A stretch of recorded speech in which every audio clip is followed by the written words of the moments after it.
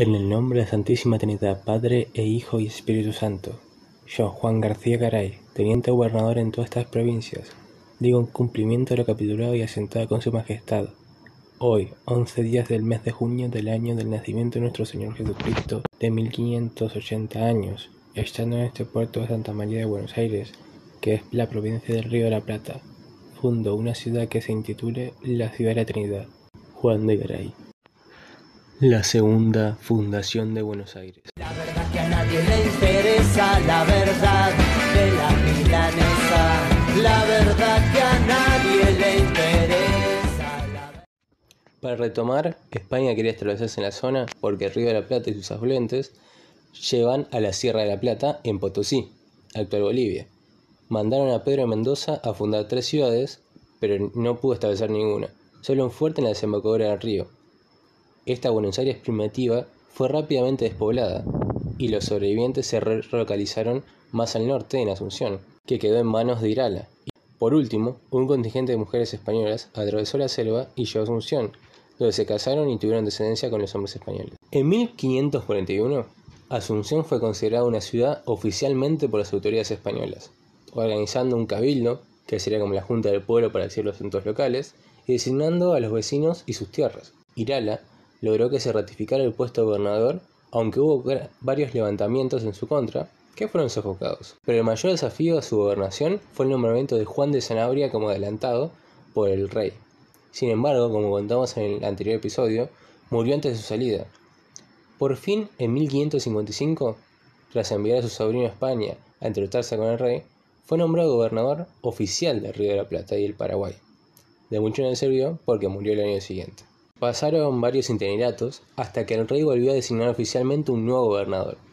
En esta época destacan 2 hechos: la fundación de las ciudades que luego serían Santa Cruz de la Sierra, incorporando el actual este boliviano, y la ciudad del Guaira, actualmente Villarrica, expandiendo el Paraguay hacia el este. Con la primera ciudad, los rioplatenses empezaron a tener conflictos con el virreinato del Perú, que terminaron porque el rey incorporará la gobernación al mismo. A la vez, como intermediario ante el virrey, se encontraba la audiencia de Charcas, un tribunal situado en la ciudad de La Plata, actual Sucre. Por el lado del Guaira, fue una de las pocas ciudades que no fue arrasada por los pueblos originarios ni por los portugueses. El cuarto gobernador, Juan Ortiz de Zárate, llegó al gobierno para 1567, pero tuvo que viajar a España para que le ratificasen el puesto. Mientras tanto, dejó a cargo a familiares, entre los que se encontraba su sobrino, Juan de Garay. Garay había llegado al Perú en 1543. Era un adolescente acompañado de su familia. Su tío fue uno de los funcionarios españoles que lograron vencer en la guerra contra los encomenderos, que eran españoles que al mando de Pizarro habían conquistado el imperio inca y empleaban los nativos como mano de obra casi esclava de las encomiendas. Los malos tratos y el sistema de encomienda fueron mayormente prohibidos por las leyes nuevas, lo que desembocó una revuelta. Su participación en el conflicto le ayudó a aprender el oficio militar y a posicionarse políticamente. Unos años después se embarcó en varias expediciones a Córdoba y Tucumán, la región que conocemos como NOA. Participó en las fundaciones de Santiago del Estero y de Santa Cruz de la Sierra. También estuvo relacionado con la fundación de Arica y Villarrica. Una vez Ortiz de Zárate fue nombrado gobernador, Garay ocupó varios puestos hasta que se le nombró para fundar una nueva ciudad que permitiera desde Asunción una salida al mar más segura. Así partió Garay con 164 familias, donde más o menos había la misma cantidad de guaraníes que de criollos. Desde Asunción, en 2 grupos, uno por el río y otro a pie. Imagínate que Garay venía una vasta experiencia en la fundación de ciudades, era la primera que comandaba. Venía tranquilo hasta que a la altura del río de Callastá se encontró con Jerónimo de Cabrera, que venía de fundar Córdoba y buscaba también una salida al Paraná y luego hacia el mar. Así que Garay pensó rápido y fundó Santa Fe ahí mismo.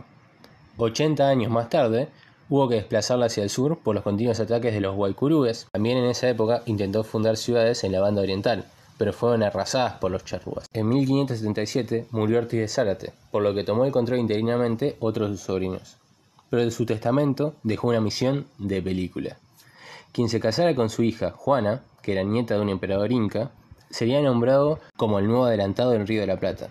Juana tenía 16 años y vivía con unos amigos de su familia en Lima, por lo que empezó una carrera desde Asunción entre distintos pretendientes por llegar a Lima y convencer tanto a ella como a su familia de que eran el mejor partido. Ellos eran Diego de Mendieta, su primo, que la esperaba en Asunción, Francisco Matienzo, quien era el candidato de la familia donde ella se estaba hospedando, Antonio Meneses, el ahijado del virrey Toledo del Perú, y por último, Juan Torres de Vera y Aragón, un funcionario local. Su padre, antes de morir, mandó a Juan de Garay a que fuera a Lima y ejerciera de tutor. Te imaginás que la travesía de Asunción a Lima, en esa época, tanto por los caminos como por la poca consolidación de las fronteras, era larga y peligrosa. El elegido de Juana fue Juan Torres de Vera y Aragón, quien rápido encontró afinidad en Garay. Juana, tras 2 años de idas y vueltas, despachó a unos enviados del virrey que venían con la orden de llevársela a casar con Meneses, con la simple explicación de que solo le faltaba el sí ante la iglesia, porque a Torres de Vera ya le había dado todo.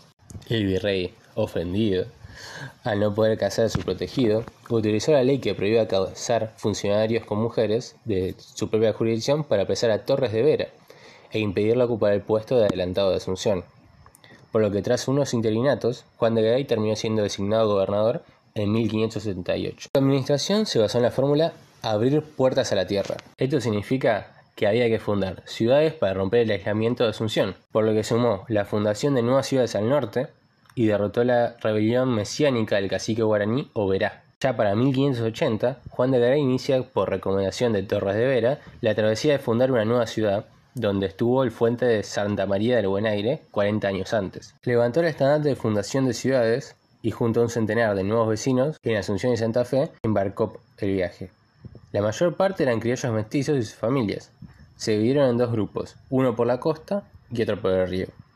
El camino por donde vinieron se llamaría Camino desde el Santa Fe y hoy es la Avenida Santa Fe.